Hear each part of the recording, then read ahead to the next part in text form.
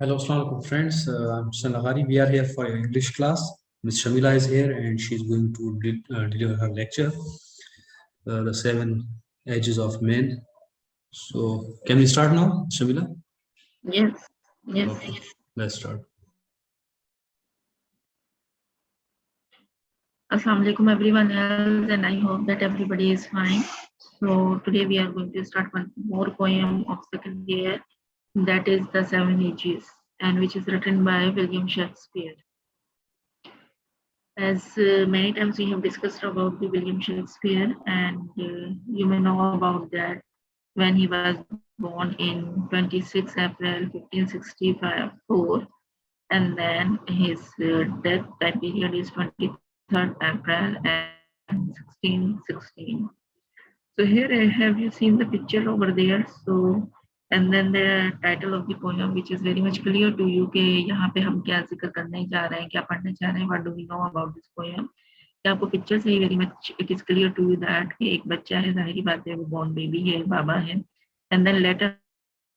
So we were discussing about the William Shakespeare कि इसने poem में what he is going to discuss about that जितनी भी edges होती हैं इंसान की, either he was a born baby or a boy and then come to the age where he is going to, पहली बात है उससे ज़्यादा एक exceed नहीं कर सकता वो अपनी एज को. That we are going to discuss all about that. Here we will know something about that all the world's stage and all the men and women merely players. They have their exist and their entrance, and one man in his name time plays many parts. He acts being seven ages. हम किसी भी शख्स की दुनिया में बात करते हैं so that हर कोई अपने टाइम पे आता है और एक टाइम पीरियड सर्व करके उसने जाना ही जाना होता है. ठीक है, इससे पहले भी जो हमने कल पोएम पढ़ी थी वो एक सॉन्ग से रिलेटेड थी, that is as you like it, and over there he was just discussing about के you will come over there and then you will spend a life all alone and no enemy can be there. So the purpose to spend the life is over there, that wherever you are and whatever you are doing, but there is a specific time period for a human being कि उसने उस time period को spend करना है. अब वो कैसे spend करना है, it is totally depend on a person कि वो कैसे उस टाइम को यूटिलाइज कर रहा है. And after utilizing the time, तो वो क्या उसका टाइम आ जाएगा, then he has to leave this world. और इस दुनिया को छोड़ जाने के बाद क्या होगा, obviously after some time the people will start forgetting that person. So next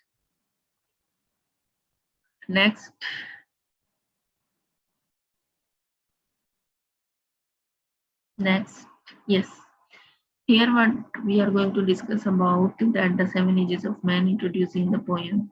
In this poem you can see different pictures. Okay, is living most like walking through passage, going on a voyage, or like playing part in play. So the different picture you can have to see, and different people are performing their task. Okay, on the right side you can see this, that what he is going to be. He is a wealthy man, and then or he is just passing the orders, and then accordingly he was spending his life. Second pictures में आप देख सकते हैं, it is just like a queen, and then accordingly she is wearing जो भी उसने crown पहना है, dress पहना है. On the other hand, different pictures you can see, different things, different places you can see. So what we are going to discuss over there through passage, going on a voyage, हमने जब जाना होता है, so that whatever the things we are required, so that we will have to take them, like playing parts in a play. ठीक है, इन सबका एक अपना रोल है एक प्ले में, डिफरेंट स्टेजेस को है इन्होंने क्रॉस करना है अपने अपने given character. Yes. So we are going to discuss about little bit introduction about the poem, and then later on we will discuss the lines of the seven ages. And these lines from Shakespeare's comedy, As You Like It, Shakespeare compares the world to a stage, people, actors and their lives to roles in a play. अब यहाँ पे क्या कह रहा है Shakespeare, एक तो song वाली हमने बात की थी, उसके बाद वो कंपेयर कर रहा है लोगों की लाइफ से, whosoever are living in this world. लोगों की लाइफ से वो क्या कंपेयर कर रहा है कि लोग जो है वो यहाँ पे एक्टिंग करने आए हैं. लोग क्या कहलाते हैं, दे आर एक्टर्स, वो एक्टर्स है. Their lives to roles in a play. और वो अपनी जिंदगी में एक रोल को परफॉर्म करने आए हैं and they will have to perform their role. जब अपना रोल परफॉर्म कर लेंगे, आप इन दो पिक्चर्स को भी गौर से देखें, it is just like a theatre और a cinema, so that whosoever will come over there accordingly, जाहिर कैरेक्टर्स की बात हो रही है, एक्टर्स की बात हो रही है, they will have to perform over there. Performance खत्म होने के बाद क्या होगा, they will leave their places, मुस्तकिल continuously they will not have to stand over there, ऐसा कुछ नहीं है। तो इसी तरह उसने रिलेट किया है एक रियल लाइफ को, कि रियल लाइफ में हमारे साथ क्या होता है, हम same thing we are doing, कि हमने आना है, हमने परफॉर्म करना है and then we will have to leave the particular place. In the play Jacques speak these lines as monologue. Monologue क्या होता है, singular person he is talking about, a long speech delivered by a single character. Here the lines are presented as a poem. So अभी हम lines जो हैं, जो हमारी stanzas में lines है, we will have to discuss about it. तो यहाँ पे क्या कह रहा है वो, कि it's a means long speech deliver by, क्योंकि एक बचपन से उसकी कहानी स्टार्ट हो रही है और एक बुढ़ापे में जाके उसकी कहानी का जो है वो एंड हो रहा है। लेकिन ड्यूरिंग दिस टाइम पीरियड में, उसकी बर्थ से लेकर उसकी डेथ तक, whatever the circumstances have been seen, और जो कुछ उसने किया है और जो कुछ उसे फेस करना पड़ता है लाइफ में, so that we will have to discuss about that. Next.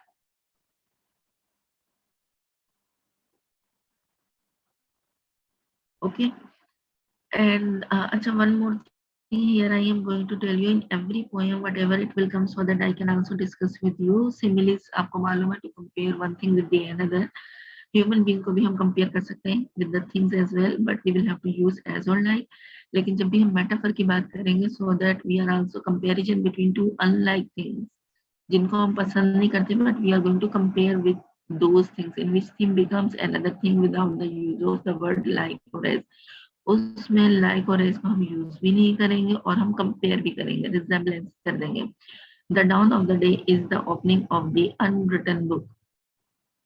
ठीक है, अगर हम कुछ नहीं करना चाहते अर्ली इन द मॉर्निंग, तो it is just like a unwritten book, जैसे एक किताब तो पूरी हो बट उसमें कुछ भी ना लिखा हुआ हो। ठीक है, so this is a very nice example of the metaphor.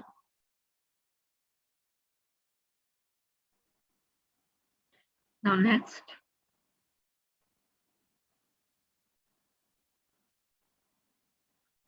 Next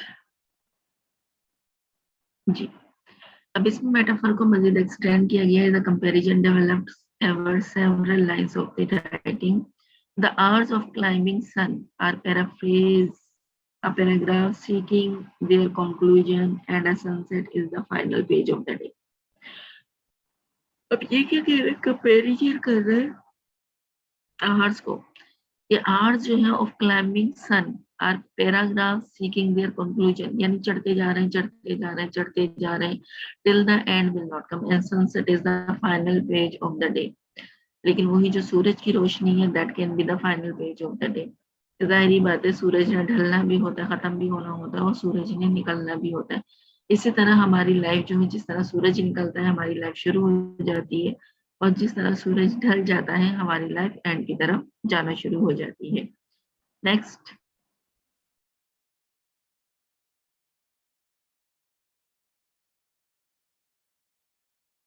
जी, अब यहाँ पे ये कनेक्शन बता रहे हैं, कनेक्शन जरा देख लेते हैं। 7 एक्ट्स।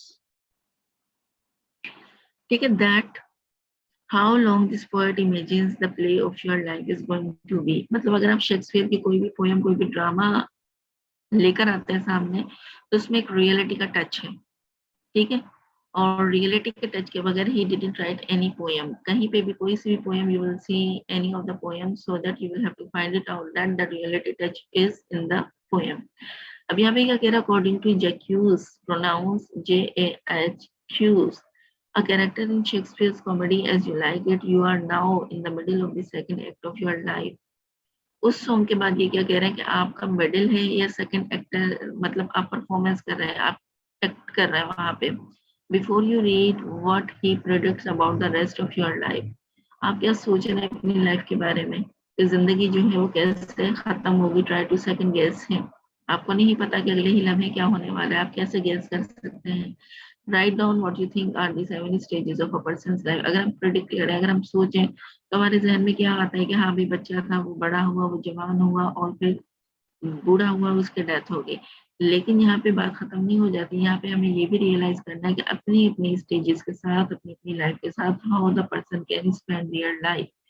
मतलब खाली पैदा हो जाना और खाली मर जाना is not a purpose of life. आप यहाँ पे आ रहे हो, what you are going to perform over here, that is the matter. ये चीजें मैटर करती हैं। So that in the stages he is just discussing के अगर हम इस दुनिया में आ जाते हैं तो ये पूरी दुनिया क्या है, एक तमाशे की जगह है। Whatever you will do, everybody will talk about you. ठीक है, तो हमें वो करना है what we want to do. Next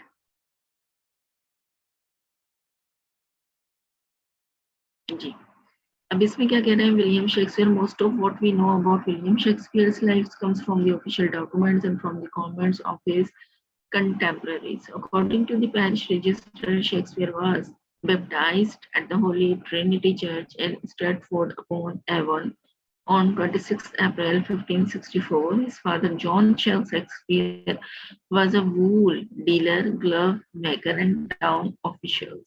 His mother was an heiress from a family of high social standing. ठीक है, यहाँ पे थोड़ा सा ये इंट्रोडक्टरी मैंने रिपीट किया कि when he was born, उसके फादर जो थे वो क्या थे, वो वूल डीलर थे किसी टाउन में, एंड देन उसकी जो मदर थी वो हेयरस थी, and then she also belongs to the social standing, means high standing family, high family. ठीक है, सो नेक्स्ट,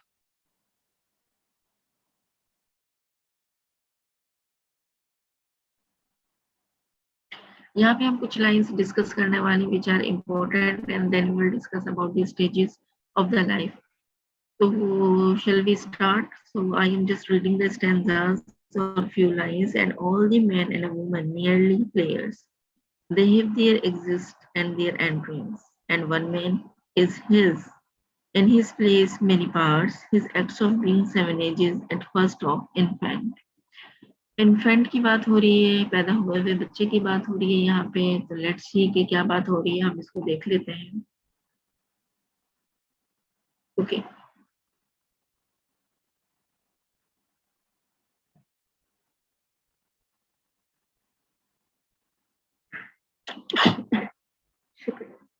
जी, इसमें क्या बात हो रही है, in the opinion of the poets man's life on earth is like a big drama. यानी कि एक बच्चा इस दुनिया में आ गया है, और ये दुनिया वालों के लिए क्या है, जस्ट लाइक एन एक्टर। क्या वो दुनिया में आया, अब उसकी परफॉर्मेंस शुरू होने वाली है after some time, in which man and woman plays their parts before their death. और वो परफॉर्मेंस जब तक चलती रहेगी, चाहे वो मर्द हो, चाहे वो औरत हो, मेल फीमेल हूसोएवर इज, जब तक उनकी डेथ का टाइम नहीं आ जाता। Man has to play many parts before their death. Man has to play many parts of his life has been divided into 7 parts. और वो क्या है, एक इंसान, मतलब जो परफॉर्मेंस है उसकी, वो कई किरदार अदा कर रहा है। कहीं वो बाप का किरदार अदा कर रहा है, कहीं वो बेटे का किरदार अदा कर रहा है, कहीं वो भाई का किरदार अदा कर रहा है, कहीं वो हस्बैंड का किरदार अदा कर रहा है। यानी उसके जो रोल्स हैं, उसके जो पार्ट्स हैं, वो खत्म नहीं हो रहे, वो कहीं ना कोई रोल अपना अदा कर रहा है। The world is just like a stage of theater. All persons being players are given different roles. अब ये जो प्लेस है, उसके लिए क्या है, सिंपली अ थिएटर, कि वो आ रहा है और अपनी परफॉर्मेंस कर रहा है। All persons being players are given different roles. जितने भी दुनिया में लोग हो, उन सबको अलग अलग टास्क दिया जा रहा है। सब एक जैसे काम नहीं कर रहे होते, सब अपने अपने मुताबिक, अपने मेंटेलिटी के मुताबिक काम कर रहे होते हैं। Every individual plays a definite role during his life. और हर इंडिविजुअल जो है वो बहुत अच्छा रोल जो है अपनी लाइफ में परफॉर्म कर रहा होता है, according to them, which normally consist of 7 parts होते हैं, जो कि 7 पार्ट पे एक्ट करता है वो। ठीक है, क्योंकि अपने टाइम पीरियड के लिहाज से, अपनी एज के लिहाज से, उसके जो माइंड है, उसकी जो एक्टिविटीज है, उसमें चेंजेस आना शुरू हो जाती है।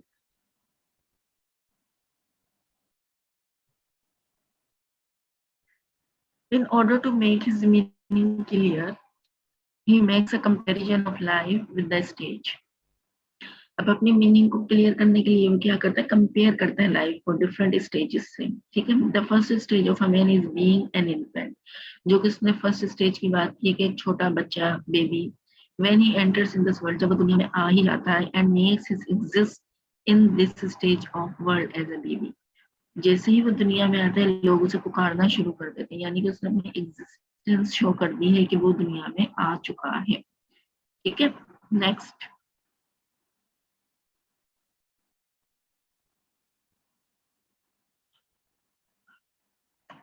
जी, marveling and pucking in the nut's arm. Then the winning schoolboy with his stature and shining morning face, sleeping like a snail, unwillingly to school, and then the lover, signed like furnace with a woeful ballad. ठीक है, अब यहाँ पे Shakespeare क्या बात कर रहा है? He says that each human being performs 7 parts in this drama on the stage of the world. He makes his entry as a baby who is fully dependent upon others. जब भी कोई बच्चा पैदा होता है तो जाहिर बात है खुद तो काम करना शुरू नहीं करेगा, ऑब्वियसली वो डिपेंड करता है लोगों पे, और स्पेशली जब हॉस्पिटल में होता है तो वो नर्सिस के हाथों में होता है। This stage ends when the infant grows into school, और ये स्टेज उसकी कब खत्म हो जाती है? Until and unless, जब तक बच्चा स्कूल जाना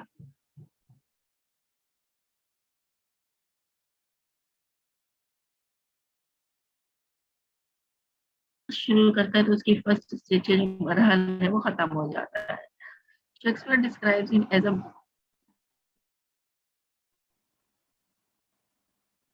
Shakespeare described him as a boy having his fresh like morning with his bag hanging on his side, walking appropriately to school. In the beginning, he does not like going to school, but gradually his thinking changes when time passes. Onwards, the schoolboy transformed into a youngster. He is not an adult yet due to lack of maturity and indulges in infatuations. अब ज़रूरी नहीं है कि बच्चा जो है वो school जा रहा है तो उसमें बहुत समझदारी आ गई, इसके बाद कुछ नहीं है। वो सिर्फ जो स्कूल जा रहा है उसमें पढ़ने वाला तालिब इल्म है जो अपना बस्ता जो है साथ मतलब ले लेके जा रहे हैं, क्योंकि वो स्कूल का भी हैबिचुअल नहीं है। और ये कि ही वाज नॉट, जैसे एक छोटा बच्चा नहीं होता जब हम उसे स्कूल छोड़ के आते हैं तो only few children you can see they are going to school happily, लेकिन मेजोरिटी जो बच्चों की होती है वो थोड़ा घबराते हैं, वो परेशान होते हैं either where we are going. ठीक है, और फिर क्या करते हैं कि मतलब जैसे तैसे जो है स्कूल पहुंचता है और उसे ना खुशी होती है ना मतलब उसे कोई और पता होता है स्कूल के बारे में, but later on as he was spending the time over there तो उसके बाद उसको एक माहौल मिल जाता है, and as the time is passing he would be adjusted over there, फिर टाइम टू टाइम वो बिल्कुल सेट हो जाता है और उसका टाइम फिर वहां पे स्कूल में पास होना शुरू हो जाता है। तो ये उसकी लाइफ एक तरह से स्टार्ट होगी जो नेक्स्ट उसकी लाइफ है। Now next.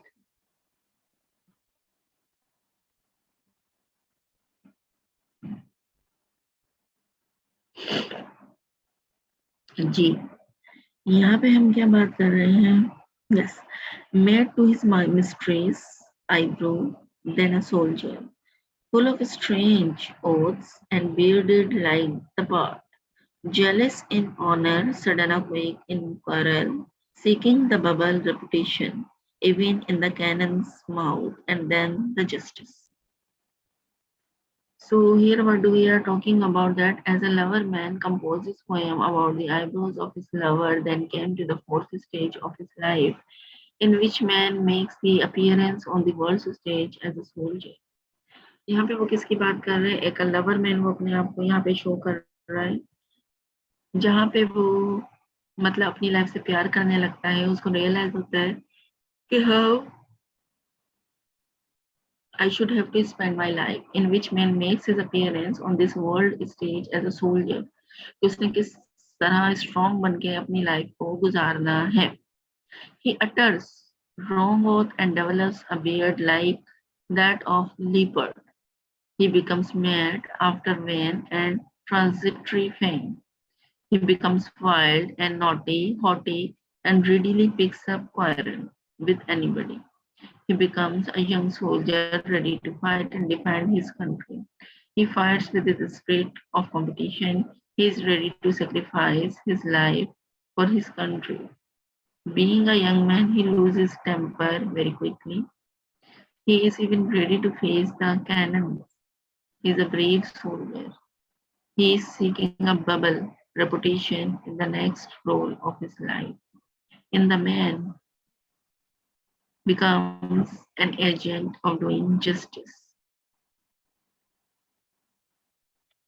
अब यहाँ पे वो क्या बातें कर रहा है कि यहाँ पे वो ज़ाहिर-सी बात है जवान हो जाता है और मुख्तलिफ चीज़ों को वो देखता है और उसको रियलाइज़ होता है कि मुझे जो है अपनी लाइफ को किस तरह गुज़ारनी चाहिए। He was just like an strong soldier.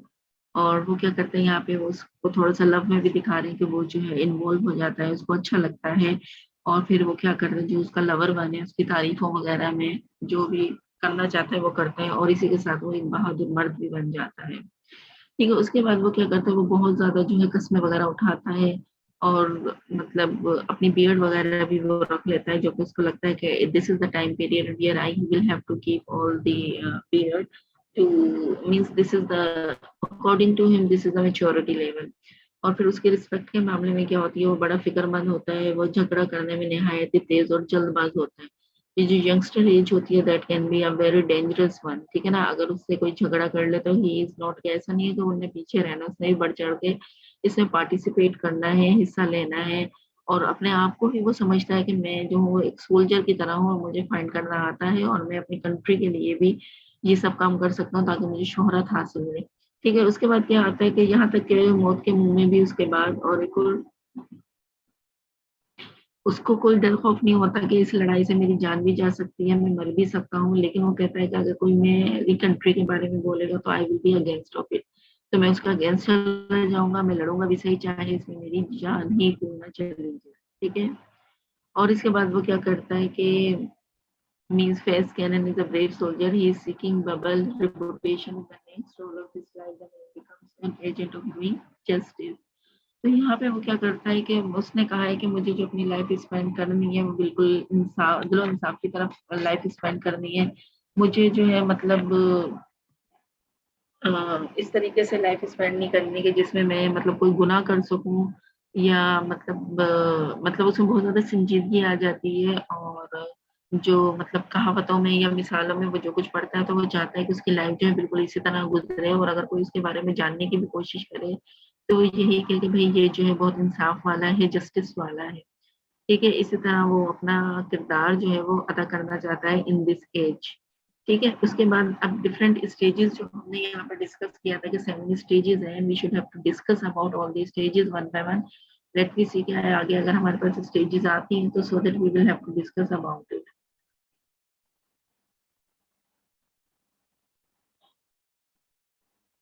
Next.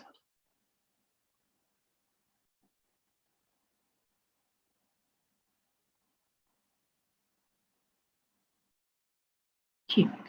यहाँ पे क्या कह रहे हैं the drama of life each one of the play 7 distinct role. एक ही इंसान जो है वो डिफरेंट रोल्स को परफॉर्म कर रहा है।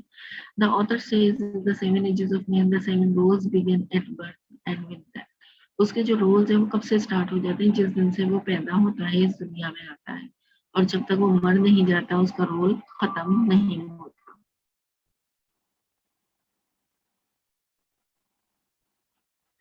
तो यहाँ पे वो क्या बात कर रहे हैं, birth marks the entry of man in the first stage of life. An infant in the caretaker's arms is just a helpless child learning to survive. अब यहाँ पे इस स्टेज में वो क्या बात करता है कि ज़ाहिर है जब भी कोई छोटा बच्चा है उसको तो कुछ पता ही नहीं है एंड को नोबडी कैन हेल्प हिम और हर। उसको जो है केयर टेकर है, नर्सेस हैं या मदर हैं या कोई और है वो इज केयर टेकर, तो वही इसकी हिफाजत करती है। Nobody else. Babies communicate with us through their cries. यानी कि अगर बच्चे को कुछ चाहिए, भूख लगी है, whatsoever, उसे कोई तकलीफ है, तो वो रोना शुरू कर देते हैं। Having been nourished in the womb of the mother, the baby learns to accept breast milk as its first food. Vomiting is common among all babies. Once a baby is breastfed, you need to burp the baby. In the process, babies throw up some milk since babies do not do nothing most of the day other than crying and spitting. And after feeding, Shakespeare says that the first stage of life is marked by these two activities. अब छोटा बच्चा है उसे नहीं पता उसने क्या खाना है क्या नहीं खाना, राइट? अब वो क्या करेगा, रोना शुरू कर देगा। लेकिन being a mother, as a mother, everybody knows कि उसको उसका फूड चाहिए, उसको उसका मिल्क चाहिए। और that is also the natural phenomena कि बच्चा जो है मिल्क को इनटेक करेगा तो जरूरी नहीं वो डायरेक्टली डाइजेस्ट कर ले। जो फूड, जो मिल्क वो डाइजेस्ट नहीं कर पाता, उस फूड को वो बाहर निकाल देता है। तो some time this condition can happen. अब इसको रिलेट कीजिएगा बुढ़ापे से। जब हमारे बुढ़ापे में ये कंडीशन होती है तो ऐसे ही बच्चों की भी कंडीशन होती है कि जो भी वो खाते पीते हैं उनका थोड़ा बहुत जो हिस्सा है they will have to pass out, निकाल देते हैं वो मुंह से। ठीक है। Now this is called infancy age where a child or a baby cannot do anything else, they are helpless. Now number 2, stage number 2, stage number 2,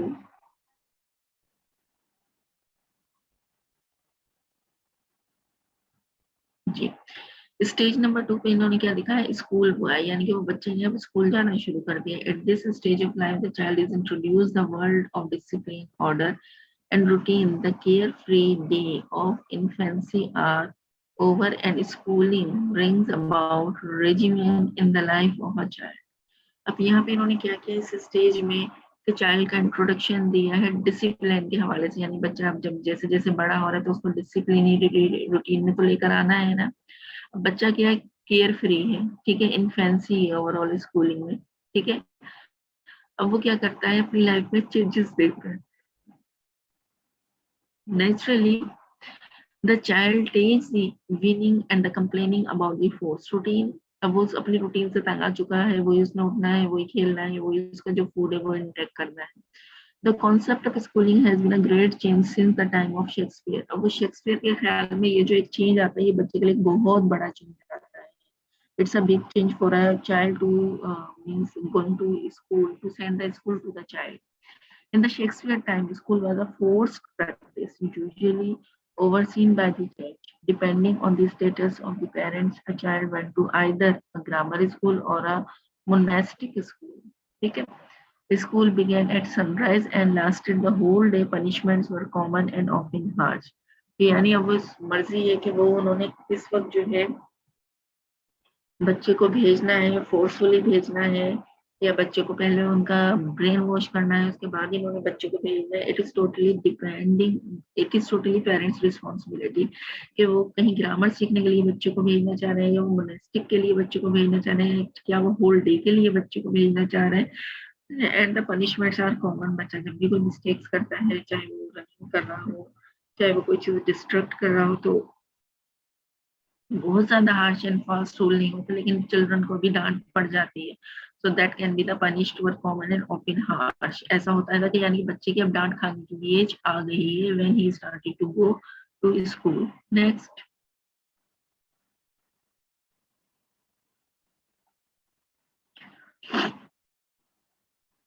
modern schools are quite unlike their ancient counterparts.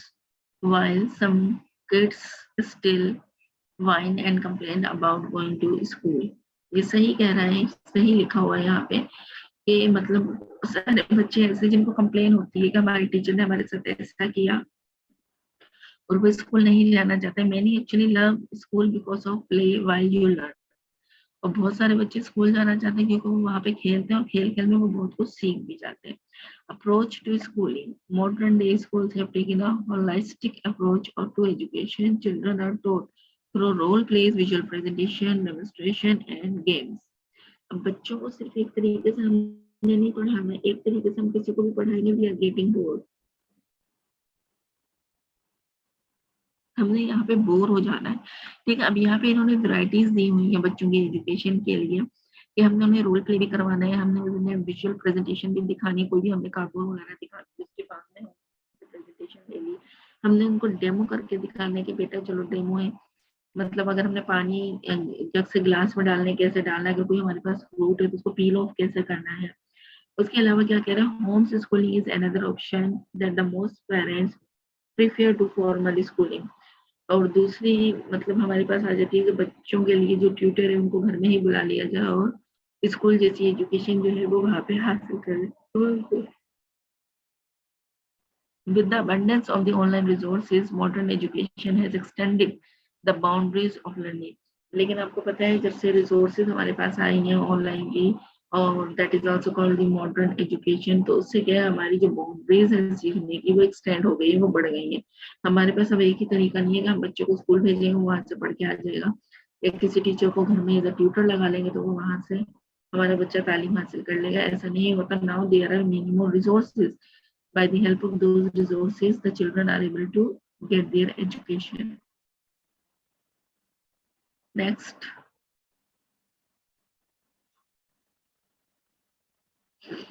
अब यहाँ पे stage 3 में क्या बात कर रहे हैं, teenager the मेडी टीन एजर की एज आ गई है, यानी कि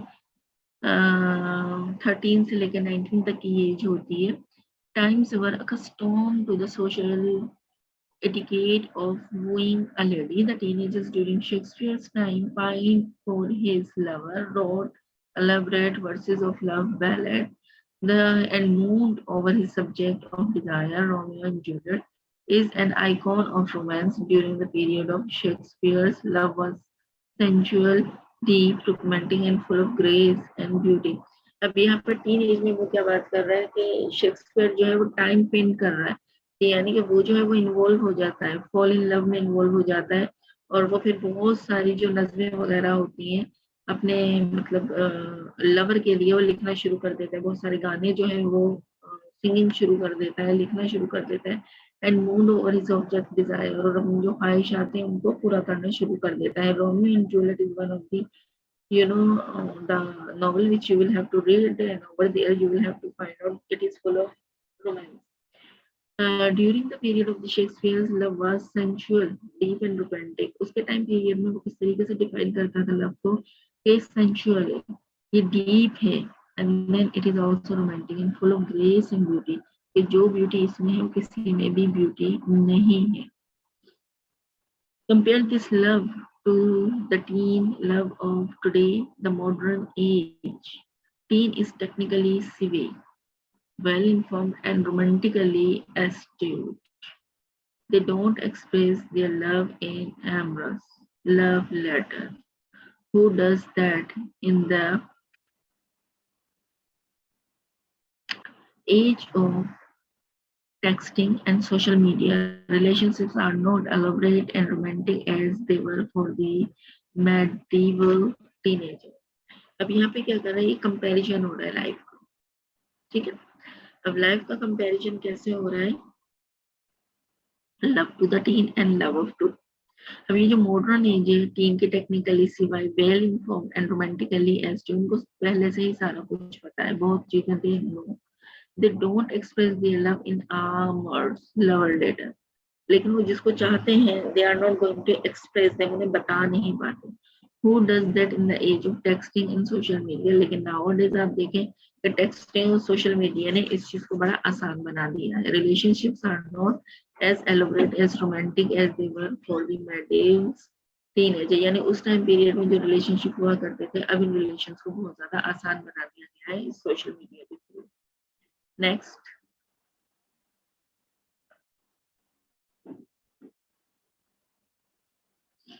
अब ये क्या कह रहे हैं, the youth of today is for more individual centric and independent than those in Shakespeare's time. Back in those days, relationships were nurtured towards matrimony. Nowadays, marriage is not necessarily the goal of every romantic affiliation. There is more sexual expression and less adherence to social structure such as monogamy. अब यहाँ पे वो इस चीज को bound नहीं कर रहा कि किसी भी रिलेशन के लिए क्या है कि मैरिज करना ही बहुत जरूरी है, and then the affiliation will come over there, and then the you will have to express the sexual expression, ठीक है। यहाँ पे वो क्या बताने की कोशिश कर रहे हैं, यहाँ पे वो कह रहा है कि एक ऐसा भी स्ट्रक्चर होना चाहिए जो कि मोनोगेमी मैंने आपको पहले ही बताया था, individual person we are talking about, single person we are talking about. However despite all this differences, इसके अलावा जो डिफरेंसेस हैं, the teenagers of today is as angsty the teenager of the medieval time. They have to deal with unrequited love, heartbreak, depression, just as those in an ancient time. अब यहाँ की जो dealing है आप देखेंगे कि वो जो मेडिवल का टाइम पीरियड था वहां से अब बहुत ज्यादा ये चीजें बढ़ गई हैं। फ्रीक्वेंटली जो है मतलब लव किया जा रहा है and then heart breaking is going on, depression में लोग आ गए एंड देन अगर हम कंपेयर करें दोज एंशिएंट टाइम से तो that was not possible at that time, ऐसा नहीं था वहां पे। Now next,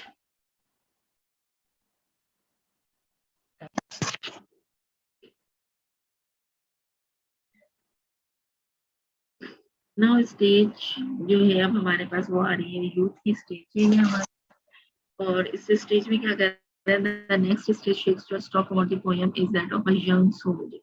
In old England, young men were trained of combat. The young soldier developed the attitude of brash courage, raw passion mixed with the impetuous temper and the characterized by unwarranted rebellion. ये जो teen age से निकलने के बाद की जो इसकी as है, बड़े होने की जो एज है या मोस्ट यंगस्टर जो एज है, तो उसमें वो क्या कह रहे हैं,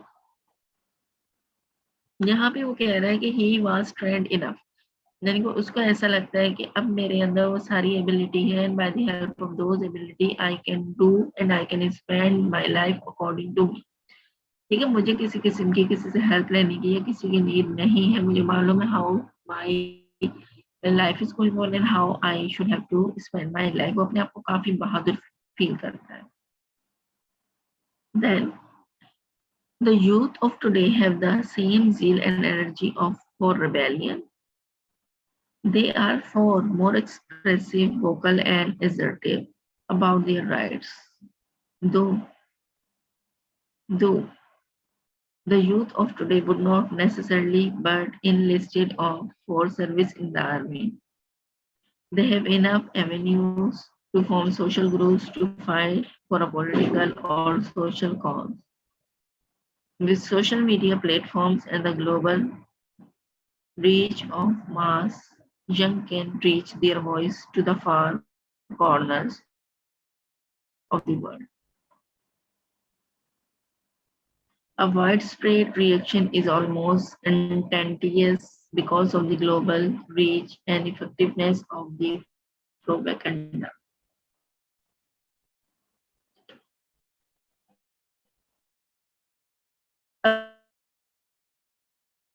अब यहाँ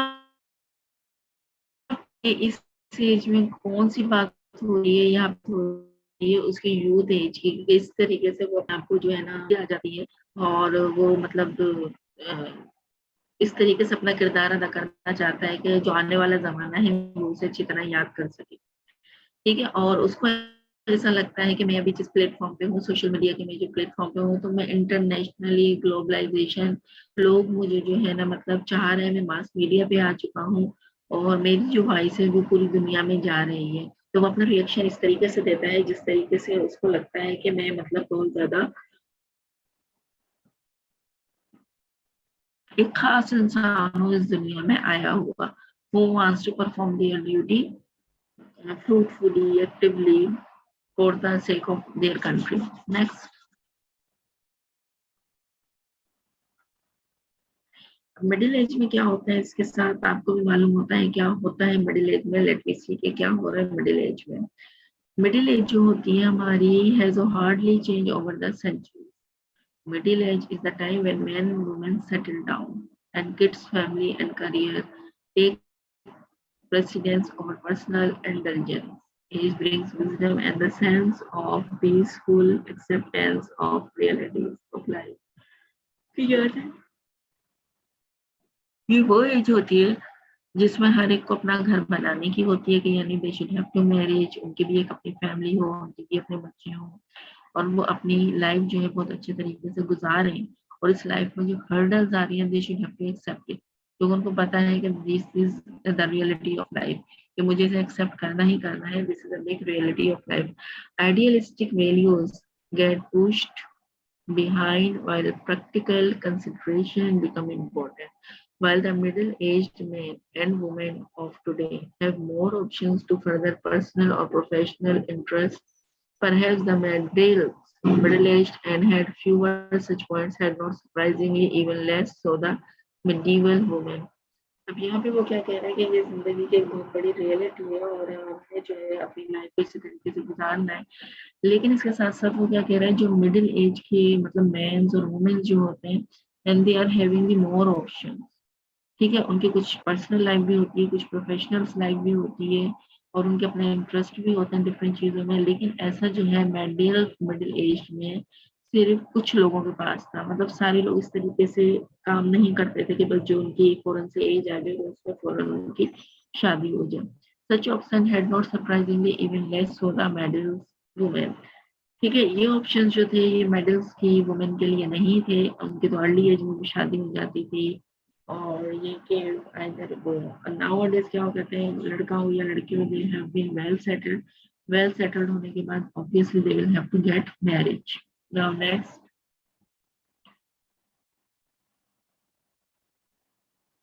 ओल्ड एज पे अब यहाँ पे हम आ जाते हैं। ओल्ड एज पे अब सबको पता है कि इंसान को खुद भी पता चल जाता है कि अब मैं जो हूँ मतलब मेरी एज जो है वो क्रॉस हो गई है और I am unable to more and more. तो यहाँ पे वो क्या कह रहा है, in the 40 and a man of 50 would consider himself lucky to be alive। यानी कि अब उसको पता है कि लकीली मैं 50 तक जा सकता हूँ, हद है 60 तक जा सकता हूँ, हद है 70 तक जा सकता हूँ, लेकिन अब मेरे पास जो टाइम पीरियड है वो बहुत कम है। डिपेंडिंग ऑन द सोशल और economic class of the person, old age could be harsh. यानी कि मैं सोशली जो हूँ मतलब ओल्ड एज की वजह से बहुत ज्यादा वो हार्श होना शुरू हो जाते हैं। एंड बी वैलिड दो the old one respected for their wisdom and experience. जबकि ओल्ड लोगों को बहुत ज्यादा रिस्पेक्ट दी जाती है, जैसे हम जैसे जो लोग हैं वो हम ओल्ड लोगों को बहुत ज्यादा रिस्पेक्ट देते हैं और उनकी मतलब जहानत की वजह से, उनके एक्सपीरियंस की वजह से most old people suffer due to the neglect and degeneration of physical and mental faculties. Those who were oriented towards religion pursuits fared better than the household men। अब यहाँ पे ये वो भी बात कर रहे हैं कि जैसे आजकल की जो जनरेशन है वो ज्यादातर ओल्ड पीपल को क्या करती है, निग्लेक्ट कर देती है, उनके पास नहीं बैठती और मतलब उनको जो फिजिकल और मेंटली जो फैसिलिटीज की उन्हें जरूरत होती है वो नहीं देती। लाइक अगर वो बैठ के भी उनसे बातें कर लेंगे so that the people will be happy. इसके अलावा वो क्या कह रहे हैं, life is a life and vibrant for 40 years. अब 40 साल की तो जिंदगी उन्होंने गुजार दी है। Many senior aged people starting in their 70, ज्यादा से ज्यादा वो इंसान पास जा सकता है 70 तक जा सकता है। In the modern era are still actively involve in social activities. अब आजकल का जो दौर है उसमें जितनी भी सोशल एक्टिविटीज है उसमें जो है हमारा मीडिया उसका बड़ा रोल है, वो बहुत आगे आगे। सोशल एक्टिविटीज हो गई, सेकेंडरी ऑक्यूपेशन हो गई और कोई भी हॉबीज हो गई, उसमें हमारा मीडिया बहुत अहम किरदार अदा कर रहा है। And then we people are spending the life according to that कि आजकल क्या हो रहा है और हमें उसी चीज को अडॉप्ट करना है। नेक्स्ट,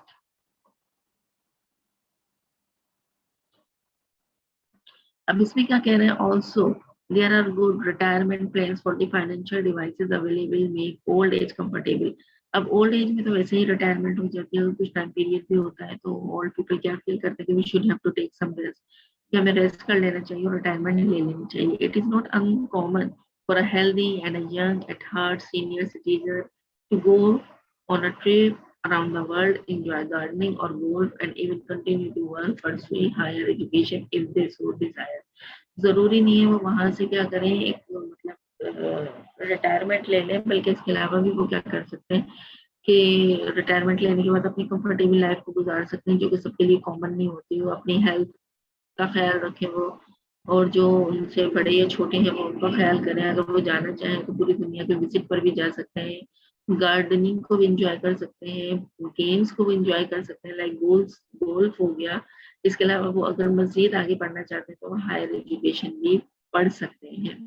इसके अलावा एक्सट्रीम ओल्ड एज में जब हम आ जाते हैं, जब हमारे पास कुछ नहीं बचता और बहुत डिफिकल्ट होता है हमारे लिए इस लाइफ को गुजारना, तो वो कहलाती है एक्सट्रीम ओल्ड एज। उसमें क्या होता है हमारे साथ, what Shakespeare talks about in this stage of a man is an extreme from the aging. ज़ाहिर है आगे बढ़े जा रही है age where the person is no longer able to perform basic tasks such as bathing, eating, going to the toilet. ये जो हमारी basic needs हम इनको ही fulfill नहीं कर पाते हैं, हम ना बात ले पाते हैं, हम ना सही से खाना खा सकते हैं, हमारे लिए बड़ी problematic life है. Physically frailty and incapacity no longer how they okay to treat old people as they senile. अब वो लोग senile है, उनको पता होना चाहिए कि हमें इन लोगों को किस तरीके से ट्रीट करना है. हमने उनका मजाक नहीं उड़ाना कि they are unable to do.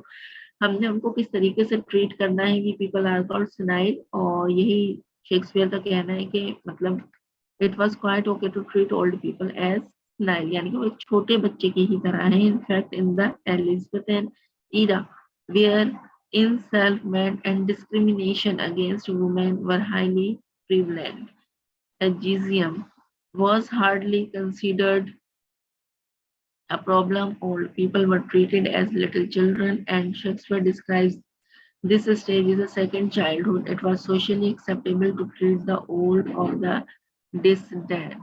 अब यहाँ पे वो क्या कह रहे हैं, एजिज्म की बात कर रहा है और वो इस प्रॉब्लम को जो है वो एक्सेप्ट कर रहा है कि जितने भी ओल्ड पीपल हैं उनको अब हमें उसी तरह ट्रीट करना है जिस तरह के हम छोटे बच्चों को ट्रीट करते हैं. इसके अलावा शेक्सपियर क्या कह रहा है और उनकी प्रॉब्लम्स को कंसीडर भी कर रहा है. ठीक है, इसके अलावा वो क्या कह रहा है कि इनकी जो जितनी भी सोशली या जितनी भी बेसिक नीड्स हैं उनको हम ही ने फुलफिल करना है. अगर हम फुलफिल नहीं करेंगे then there is no purpose to come in this way. ठीक है, सो नेक्स्ट.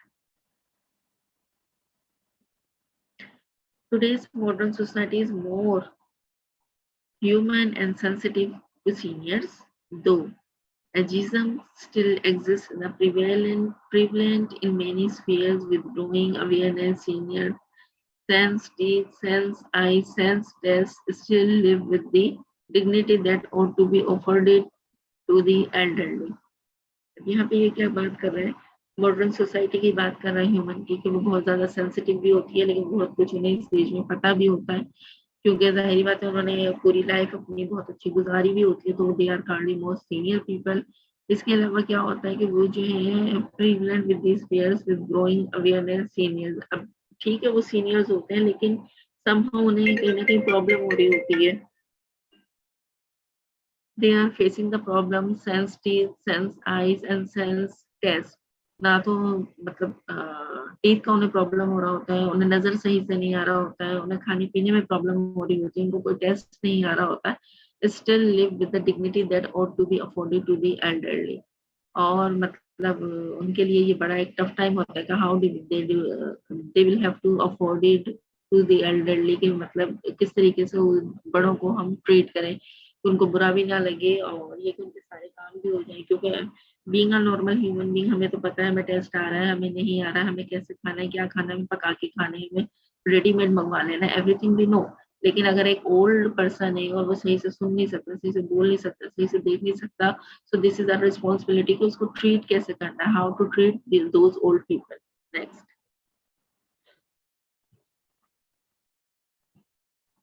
अब यहाँ पे हम थीम को थोड़ा सा डिस्कस कर लेते हैं. After the theme you people are able to write down the summary by yourself, the theme and the philosophical reflection on life and a role in it.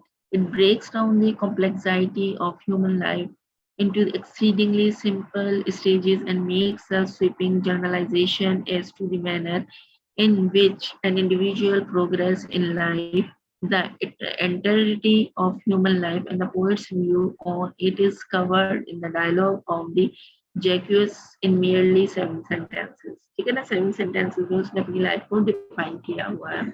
The dialogue stands as a strong case of the poet's argument of the futility of life. We see the emotions well explored in the play.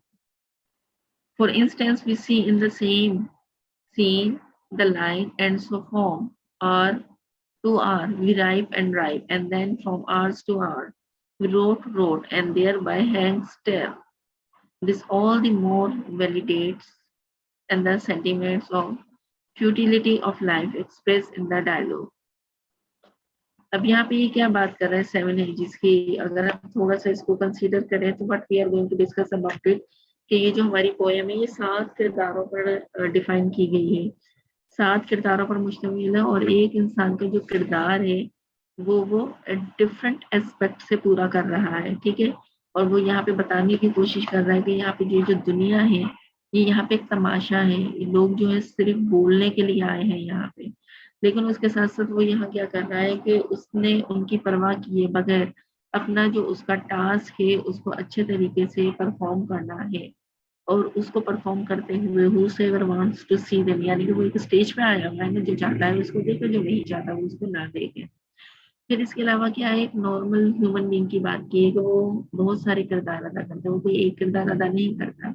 उसकी जहानतें और सलाहियतें, जिस तरीके से वो काम करता रहता है, उसकी जहानतें उसकी सलाहियतें जो है वो बढ़ना शुरू कर देती है। उसका काम जो है वो मतलब एक्सपीरियंस गेन करना शुरू कर देता है। और जैसे जैसे वो एक्सपीरियंस गेन करते हैं, वो दूसरे नेक्स्ट मतलब अपने कैरेक्टर की तरफ चला जाता है, नेक्स्ट किरदार की तरफ चला जाता है वो उसको परफॉर्म करने के लिए।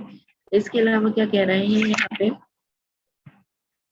और वो अपना किरदार जब तक अदा करता रहता है जब तक कि उसकी डेथ ना हो जाए। ठीक है, नेक्स्ट।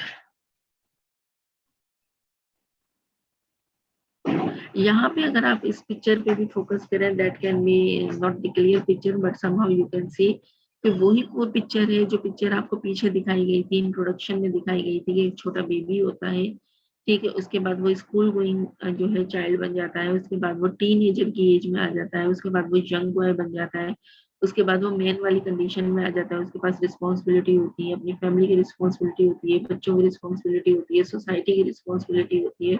उसके बाद वो ओल्ड एज में आ जाता है जहाँ पे वो हम डाउन हो जाता है, और it is very difficult for him to survive in this world, in this life.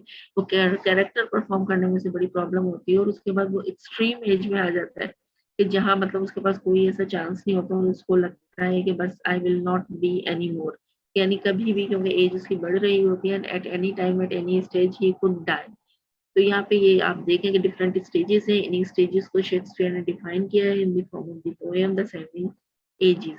ठीक है, so I hope so everything could be clear to you and you like it. Now inshallah tomorrow I will come with a new poem, new chapter, we will discuss about it. Thank you so much. Allah.